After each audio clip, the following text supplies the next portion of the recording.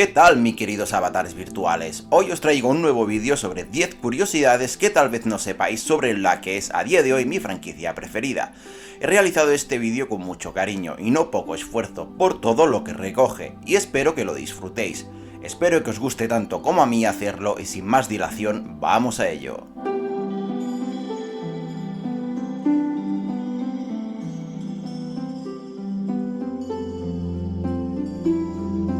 Número 10. Inspiraciones generales de la saga Souls. Miyazaki, creador de la saga Souls, se inspiró en muchos juegos, mangas y libros para darle vida a sus proyectos, entre los cuales tenemos a Ico, Dragon Quest, The Legend of Zelda, King's Field, JoJo's Bizarre Adventure, Devil May y los libros de Lovecraft, además de inspirarse en la arquitectura europea a la hora de crear las increíbles ciudades que vemos en los distintos juegos, como lo puede ser la gran ciudad de Anor Londo. Número 9. Tradición dentro de la saga. A lo largo de la saga Souls hemos podido encontrar varios objetos que están presentes en uno o más juegos. Sin embargo, los elementos que siempre están presentes son el espadón de Luz de Luna y el enigmático personaje Patches la Hiena, los cuales siempre están presentes en cada juego de la saga e incluso han aparecido en Bloodborne. Pero no solo eso, incluso el dragón traidor Sith el Descamado aparece en King's Field, así como el espadón de Luna, objetos y personajes que han trascendido de un juego a otro. Número 8. El personaje de la portada del primer Dark Souls. En la primera portada del primer juego de la saga Souls podemos observar a un personaje con una armadura y un arma un poco peculiar. Lo que muchos no saben es que el personaje que vemos en dicha portada es nada más y nada menos que el mismísimo Artorias, pero en su versión beta. Más tarde el diseño de Artorias se cambiaría al que conocemos hoy en día. Sin embargo, la armadura que podemos ver en la primera portada del juego se usó finalmente en Dark Souls 2, como la armadura de Alba del Caminante. Para los observadores ya se habrán percatado de que el personaje de la portada equipa la espada en la mano izquierda y el escudo en la derecha, y que tal y como sabemos Artorias era zurdo. Además, tanto la espada como el escudo son los originales del personaje. Número 7. Demon's Souls era originalmente King's Field. Antes de Dark Souls o incluso Demon's Souls, From Software desarrollaba una franquicia RPG de acción similar llamada King's Field. Hay referencias por todas partes en la serie, pero de particular importancia y tal y como ya he comentado, Sith el Descamado procede directamente de él. Pues bien, cuando Hidetaka Miyazaki le encargaron el proyecto, recogió los restos de este proyecto destinado a ser King's Field y lo transformó en Demon's Souls. Así pues, si Dark Souls es una secuela espiritual de Demon's Souls, este a su vez lo es de King's Field. Número 6. Dark Souls está inspirado por completo en Berserk. Ya he mencionado algunas de las inspiraciones que ayudaron a crear la saga Souls, y los más avispados se habrán dado cuenta que no he mencionado a Berserk, y es que esta inspiración merecía una mención aparte. Así pues, Berserk es un manga creado por el maestro Kentaro Miura, que desgraciadamente falleció el día 6 del pasado mayo, para desgracia de sus seguidores y en general para todo el mundo que supiera apreciar su arte. Pues bien, la gran influencia de la saga Souls procede de este manga, hasta el punto que podemos apreciar su influencia incluso hasta el título más reciente del estudio, que se estrena el próximo enero del año 2022, Elden Ring. Número 5. Las mejores curiosidades online del primer Dark Souls. Es de conocimiento popular que la saga Souls tiene un componente online bastante peculiar.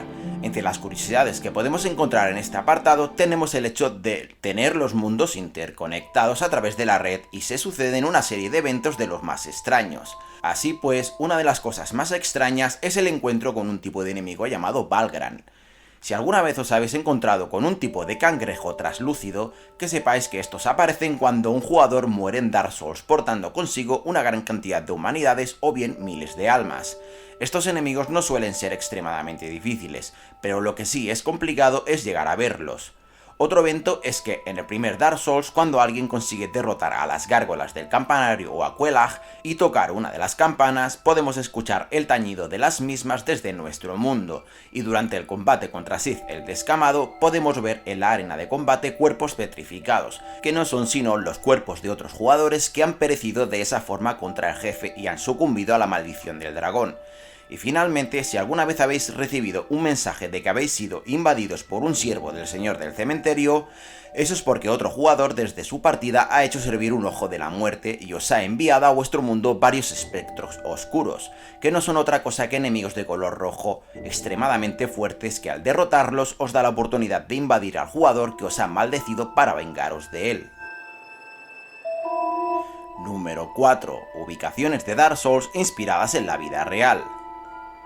La mayoría de los fans de la saga saben que el arte y la ambientación de la franquicia es uno de sus puntos fuertes, pero lo que la mayoría no sabe es que muchas de las ubicaciones están inspiradas en lugares reales de nuestro mundo.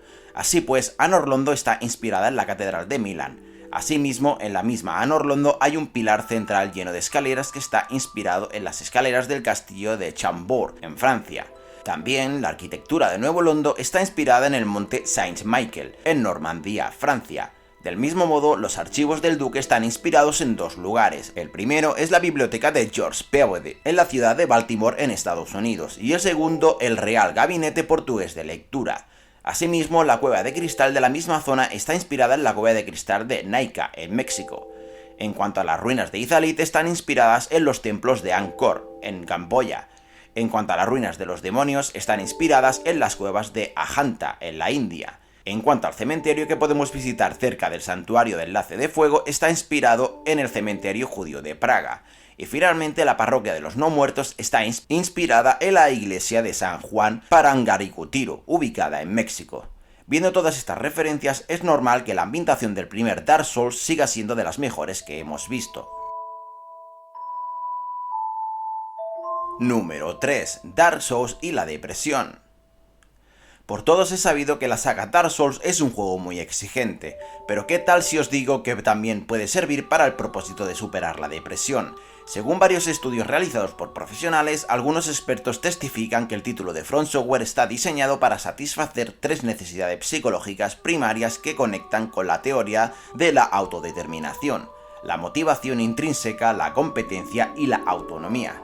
Del mismo modo, innumerables testimonios de jugadores que decían padecer dicha enfermedad mental han asegurado que el primer título de la saga les ayudó a superar una de las enfermedades mentales más comunes y difíciles de superar. La teoría sugiere que las personas actúan motivadas por la necesidad de adquirir conocimiento o independencia, crecer y obtener satisfacción psicológica. Las personas necesitan sentir los tres estados mencionados, así como competencia, dominar tareas y aprender habilidades, conexión, experimentar un sentido de la pertenencia y autonomía, y sentir que se controla el comportamiento propio y los objetivos. La motivación intrínseca es la que hace que se pasen horas y horas buscando, explorando y desafiando a uno mismo porque se quiere, porque nace el hacerlo, ya que se disfruta a tal grado que el corazón y la mente están recibiendo gozo puro. El mundo de Dark Souls es el reflejo perfecto de lo que está pasando por dentro de una persona con depresión. Es el espejo del estado psicológico. Se comienza como todo un perdedor, intentando y fallando. Avanzas un poco y ni siquiera has pasado el tutorial cuando ya pierdes por primera vez. Pero aquí viene donde el juego brilla con gran fuerza, y es que en este mundo desde un inicio se entiende que fallar no es algo negativo, no es el final. Te enseña a alzarte nuevamente y luchar. Según los expertos, el juego cuenta además con otros aspectos importantes que ayudan al paciente, como el hecho de pedir ayuda online, y a su vez, como la vida misma, habrá jugadores que no busquen socorrer a nadie, solo complicarles las cosas, algo que toma forma con las invasiones y muchas otras mecánicas que al parecer ayudan a superar esta enfermedad.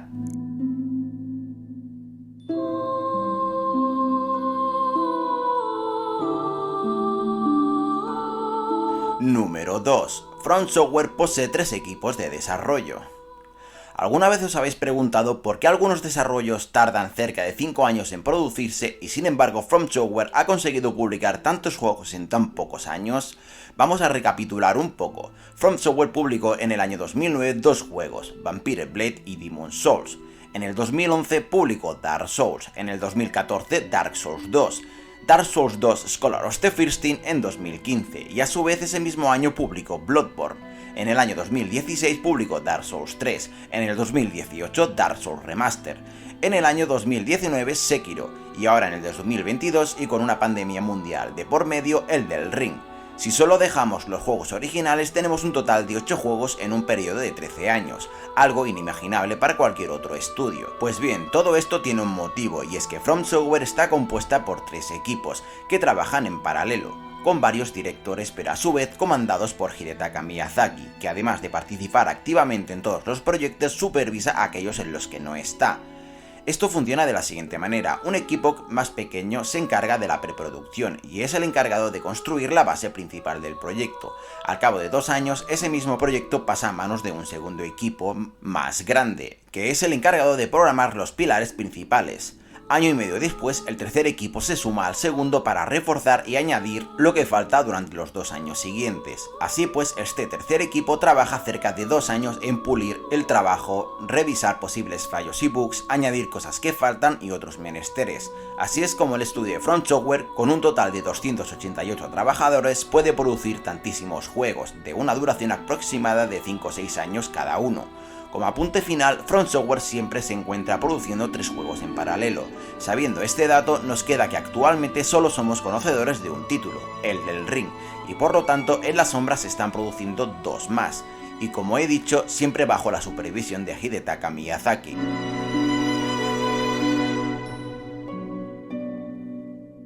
Número 1. Hidetaka Miyazaki, el padre de los Souls-like. Y dejamos para final el punto que creo es más importante, la mente detrás de esta obra magna, Hidetaka Miyazaki. Así que quiero hablaros brevemente de él. Hidetaka Miyazaki nació en Shizuoka, Japón, y es un diseñador de videojuegos japonés y actual presidente de la compañía de videojuegos From Software. Miyazaki empezó a trabajar en From Software como programador en el año 2004, y después de trabajar en la saga Armored Core, se hizo conocido por crear la franquicia Souls. Después de graduarse como estudiante, Miyazaki trabajó para la empresa estadounidense Oracle Corporation. Posteriormente, Miyazaki descubrió que algunas compañías de juegos le ofrecían empleo, y una de ellas era From Software, donde Miyazaki comenzó a trabajar en la serie Armored Core. El creativo japonés se crió de forma humilde y le gustaba leer libros escritos en inglés. Como no conocía muy bien el idioma, se imaginaba las partes que no entendía y las rellenaba con su imaginación, y ese es el motivo por el que la narración de sus obras es tan ambigua y mucha de la información la deja a la interpretación.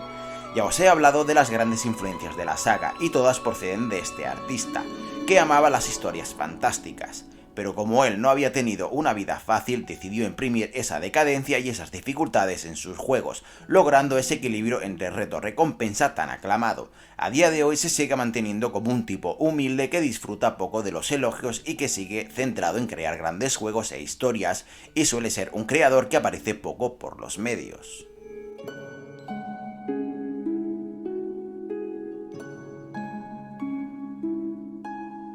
Y hasta aquí este vídeo de curiosidades. No puedo despedir el vídeo sin antes deciros que tenéis a vuestra disposición mis redes sociales en la descripción, y que si os ha gustado el vídeo me dejéis vuestro like y os suscribáis para más.